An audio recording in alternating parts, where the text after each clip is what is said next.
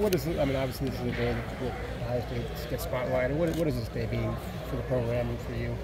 I think it shows you, first off, where we're at in our development of guys, and the fact that we have this many people here in the NFL and the personnel that we had in the building today, and then the show that they put on is really impressive, and just the things that they're talking about with our players in terms of what kind of guys they are, how they play, physically how they're ready, and so to see some of these guys, especially the guys who have been in the program for 5 years and the work they've put in to be in this moment, it's pretty cool. Hey Ryan, you have already had success or gotten dividends from what you did with Dwayne last year when it came to Justin coming.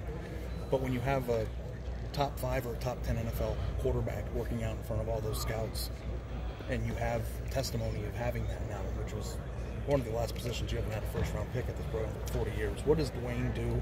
What does your work with Dwayne do for the foundation of being able to recruit quarterbacks at that level moving forward? It goes a long way, like you said, it's testimony. And we talked about it recruiting to a lot of people. And we talked about what the plan was in terms of developing quarterbacks. And so we're proud of what Dwayne has done and what we've done with the pass game and what he's done. And hopefully we keep this thing moving going forward. But like you said, I think for recruits to see the way he's been developed and the way our pass game is developing, and not just at quarterback, but also at receiver, just to see that that stuff go on the field this year and the way we threw the ball, second in the nation and throwing the football, and we're proud of that.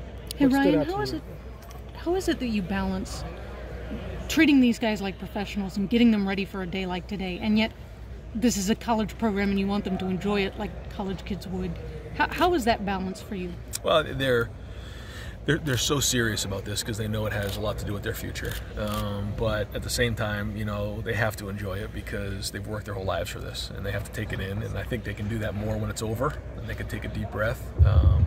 But they work hard for this moment, and so it's a big part in the piece of the puzzle. It's not everything.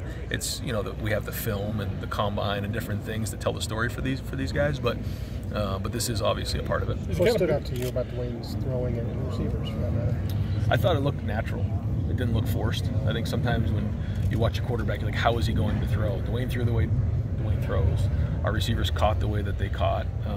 And you just saw Terry McLaurin and Johnny and those guys just work hard to go catch the ball and run really fast. I mean, that's what practice looked like. That's what routes on air looked like, and that's what it looked like today. So I think when it looks natural like that, it doesn't look forced, and that's just kind of the way that they throw and catch. It's pretty impressive. It's kind of bittersweet, too. I mean, to see all those passes, completions, catches, touchdowns going out the door. Yes. Yeah. Yes. Especially by a sophomore. Yeah. So where's the bar? The bar has been set, or how would you say it? Yeah, it has been set for sure. Absolutely. And we have a certain expectation level that we come out on 7-on-7, and we come out on team pass, and we come out against the defense, and we come out, our first game this season that we're throwing at a high level, and that's the expectation. And these guys set that bar, and now we got to keep it going. Ryan, when you with your history in the NFL and when you watch Dwayne, what do you see? Do you see this is a can't miss top 5 guy?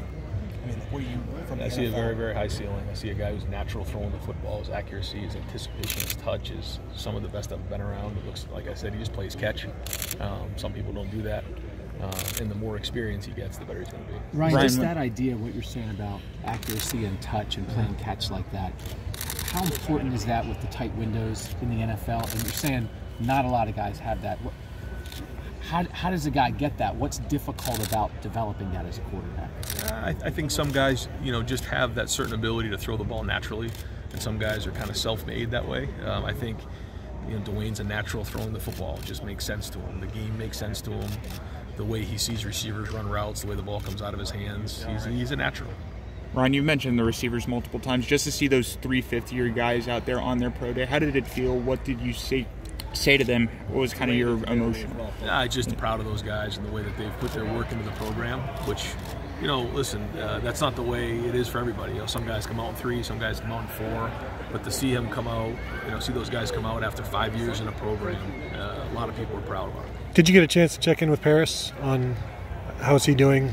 I haven't, but I think it was just something where he stuck his foot in the ground and just a precautionary thing. Ryan, I hate to do this.